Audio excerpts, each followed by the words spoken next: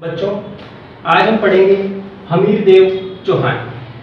हमीरदेव चौहान ने 1282 ईस्वी से 1301 ईस्वी तक शासन किया। पृथ्वीराज चौहान के ये वंशज थे। हमीरदेव चौहान रणथंभौर के शासक थे। अगर हम रणथंभौर की बात करते हैं तो रणथंभौर में गोविंदराज ने ये पृथ्वीराज तृतीय के पुत्र थे और इन्होंने रणथंभौर शाखा की स्थापना की। रणथंभौर के चौहान शाखा की स्थापना गोविंदराज ने की थी। इसके बाद के शक्तिशाली शासकों में नाम आता है हमीरदेव चौहान का, जो अपने हट के कारण इतिहास में प्रसिद्ध हुए।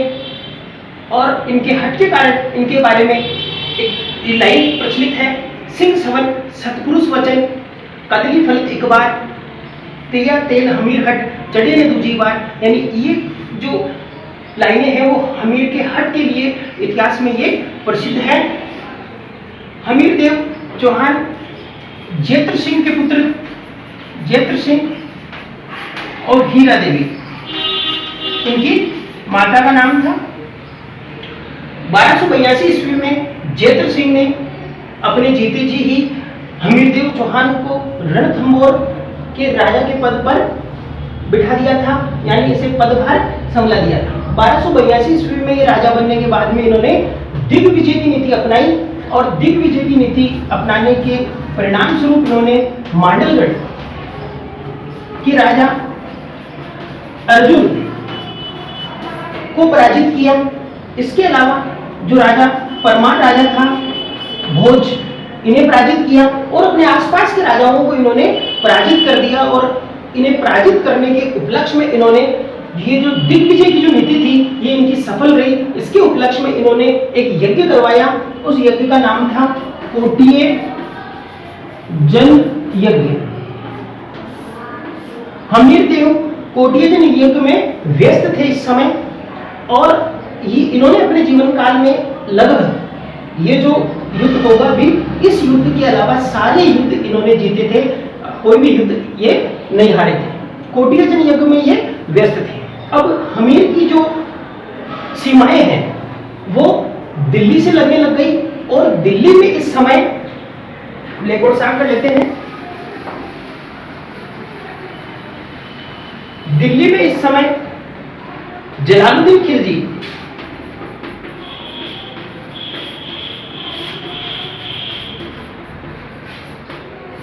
दिल्ली में इस समय जलालुद्दीन खिलजी का शासन था। जलालुद्दीन खिलजी ने हमीर पर 2 बार लगभग आक्रमण किया। 1291 के आसपास इन्होंने आक्रमण किया। जलालुद्दीन खिलजी ने जो जाहिनी का किला है उसका घेरा डाल लिया। जब इसका घेरा डाला तो काफी समय तक ये बाहर बैठा रहा और इस किले को जीतने में ये असफल रहा। और जब ये इस किले को जीतने में असफल रहता है, रणथंभौर को जीतने में असफल रहता है, तो जलालुद्दीन खिलजी, जब जैसे लोमड़ी कहती है कि अंगूर खट्टे हैं, उसी तरह से जलालुद्दीन कहता है कि मैं ऐसे 10 किलों को मुसलमान के एक बाल के बराबर भी नहीं समझता हूँ। ये वाक्य इन्होंने कहा और ये वहां से लौट गया। बच्चों, 1296 ईस्वी में जलालुद्दीन खिलजी का भतीजा और इसका दामाद अलाउद्दीन खिलजी राजा बनता है, दिल्ली का सुल्तान बनता है। अलाउद्दीन खिलजी ने जलालुद्दीन की हत्या कर दी धोखे से और खुद दिल्ली का सुल्तान बन गया। दिल्ली का सुल्तान बनने के बाद में इसने अपने साम्राज्य को बढ़ाने के लिए साम्राज्य विस्तार की नीति अपनाई। साम्राज्य विस्तार की नीति के तहत जब ये गुजरात को लूटकर वापस इसके सैनिक लौट रहे थे तो कुछ सेनापतियों के कुछ विवाद होने की वजह से वो सेनापति हमीरदेव की शरण में चले गए। हमीरदेव की शरण में जाने वाला एक और व्यक्ति था मंगोल सेनापति मोहम्मद शाह। मंगोल सेनापति मोहम्मद शाह ये भी हमीर के शरण में चला गया था। और जब अलाउद्दीन ने कहा कि ये जो विद्रोही सेनापति है मोहम्मद शाह इसे लौटा दीजिए, तो हमीर ने मना कर दिया। उसने कहा कि मैं क्षत्रिय धर्म का पालन करूंगा, शरण में आए हुए शरणागत को वापस नहीं लौटाऊंगा। और मोहम्मद शाह को वापस लौटाने से हमीर ने मना कर दिया। इसके अलावा भी अलाउद्दीन के पास और बहाने थे हमीर पर आक्रमण करने के, क्योंकि हमीर की शक्ति लगातार बढ़ रही थी। परिणाम स्वरूप अलाउद्दीन खिलजी ने 1299 ईस्वी में उलुग खां और नुसरत खां के नेतृत्व में सेना भेजी। उलुग खां और नुसरत खां ने झाइल के किले को चारों तरफ से घेर लिया। झाइल का जो किला है वो रणथंभौर दुर्ग की कुंजी कहलाता है। दुर्ग की कुंजी कहलाता है झाइल का किला। यदि झाइल के किले पर दुश्मनों का अधिकार हो जाता है तो वो रणथंभौर के किले को आसानी से जीत सकते थे, इसीलिए इस किले पर अधिकार करना आवश्यक था। अलाउद्दीन खिलजी ने उलुग खां और नुसरत खां के नेतृत्व में सेना भेजी और सेना ने झाइल के किले को चारों ओर से घेर लिया। उस समय हमीर देव चौहान ने 2 सेनापति भेजे 1299 ईस्वी में। इनके अगेंस्ट 2 सेनापति धर्म सिंह और भीम सिंह।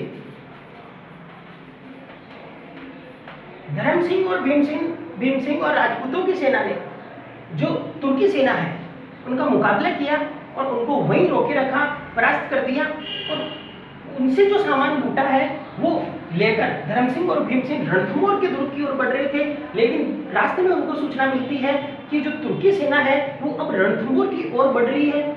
उस सेना को रोकने के लिए भीम सिंह ने कहा कि मैं सेना को रोकता हूं जाके, और धर्म सिंह को लूट का माल जो था वो लेकर रणथंभौर जाने के लिए कहा। इसलिए धर्म सिंह वापस रणथंभौर लौट गया और भीम सिंह इन सेना का मुकाबला करने के लिए वापस मुड़ जाता है। भीम सिंह लड़ते हुए वीर गति को प्राप्त हो जाता है। धर्म सिंह जब वापस पहुंचता है वहां पर तो हमीर जब इनसे प्रश्न करता है तो हमीर ये मानता है, भीम सिंह की मृत्यु का जो दोषी है वो धर्म सिंह को मानता है और धर्म सिंह को भी मरवा देता है। इस तरह से जब ये सेना वापस लौट जाती है लेकिन वो रणथंभौर के किले पर अधिकार नहीं कर पाती है, तो वापस से इनको रणथंभौर के किले पर अधिकार करने के लिए अलाउद्दीन खिलजी भेजता है। जब ये सेना उलुग खां और नुसरत खां वापस से दोबारा आक्रमण करने के लिए आ जाते हैं 1301 ईस्वी में, तब नुसरत खां की वहां पर मृत्यु हो जाती है।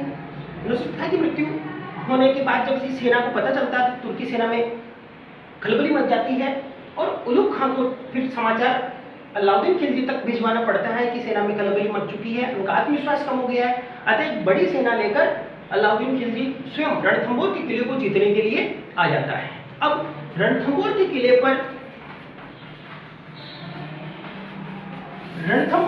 के चारों ओर तुर्की सेना खुद अलाउद्दीन खिलजी के नेतृत्व में घेरा डाल लेती है। लेकिन काफी समय के घेरे के बाद भी जब किले के दरवाजे नहीं मिलते हैं तो वर्षा ऋतु सामने आ जाती है, अन्य क्षेत्रों में विद्रोह होने लग जाते हैं। ऐसी स्थिति में अलाउद्दीन खिलजी ने, यानी राजस्थान में जितने भी इसने युद्ध जीते हैं छल कपट से जीते हैं, यहाँ भी छल कपट का सहारा लेता है और हमीर देव चौहान तक संदेश भिजवाता है संधि करने के लिए।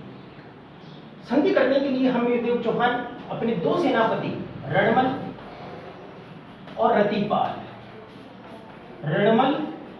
रतिपाल को भेजता है। जब ये दोनों सेनाएं हमीर देव की तरफ से अलाउद्दीन खिलजी से मिलते हैं तो अलाउद्दीन खिलजी इनको लालच देता है कि जब रणथंभौर का किला जीत लिया जाएगा तो हम तुमको राजा बना देंगे। और इस लालच में आकर रणमल और रतिपाल ने दुर्ग के जो गुप्त मार्ग थे वो मार्ग अलाउद्दीन को बता दिए और अलाउद्दीन दुर्ग के गुप्त मार्ग से अंदर चला जाता है। युद्ध की स्थिति जब सामने देखता है तो हमीर देव चौहान और इसके सेनापति केसरिया वस्त्र पहनकर तुर्कों का मुकाबला करते हैं और इसकी पत्नी रंग देवी, पुत्री पद्मला, बाकी राजपूत स्त्रियों के साथ ये जल जोहर करते हैं। ये रणथंभौर का प्रथम जल जोहर था जिसमें सारी महिलाएं कुंड में कूदकर अपने प्राण त्याग देती है और सारे राजपूत केसरिया बाना पहनकर युद्ध के लिए निकल जाते हैं और तुर्कों का मुकाबला करते हैं। लेकिन ये संख्या में कम थे और इनके जो भेदी हैं वो सारे राज अलाउद्दीन खिलजी को बता देते हैं। परिणाम स्वरूप राजपूत वीरता पूर्वक लड़ते हुए वीर गति को प्राप्त हो जाते हैं और 1301 ईस्वी में ही अलाउद्दीन खिलजी रणथंभौर पर अधिकार कर लेता है। लेकिन जब इन दोनों से मिलता है अधिकार करने के बाद में, तो अलाउद्दीन खिलजी कहता है कि जो अपने स्वधर्मी राजा के नहीं हो सके, ऐसे लोगों से स्वामी भक्ति की उम्मीद करना व्यर्थ है। ये शब्द बोलकर रणमल और रतिपाल को मौत के घाट उतार देता है। ये जो गद्दार थे, इनका यही हश्र होना था। इस तरह से हमीरदेव चौहान ने ये जो एक युद्ध था ये हारा था, बाकी सारे युद्ध इसने अपने जीवन काल में जीत लिए थे। अलाउद्दीन खिलजी के साथ में अमीर खुसरो था। हमीरदेव चौहान के दरबार में बीजादित्य नामक कवि रहता था। इसके अलावा नयन चंद्र सूरी ने हमीर महाकाव्य में इसके बारे में बहुत सारी जानकारी लिखी है। हमीर रासो ग्रंथ लिखा गया है, इसके बारे में हमीरदेव चौहान के बारे में हमें जानकारी प्राप्त होती है। तो इस तरह से ये 10th क्लास में, और हमीरदेव चौहान से ही, क्योंकि इसका शासनकाल 1282 से 1301 ईस्वी तक था, महाराणा प्रताप ने भी हमीरदेव चौहान से स्वामी भक्ति और स्वाभिमान की शिक्षा ली और अपने जीवन में आगे जब मुगल आ गए थे तो मुगलों के आगे वो नहीं झुके थे।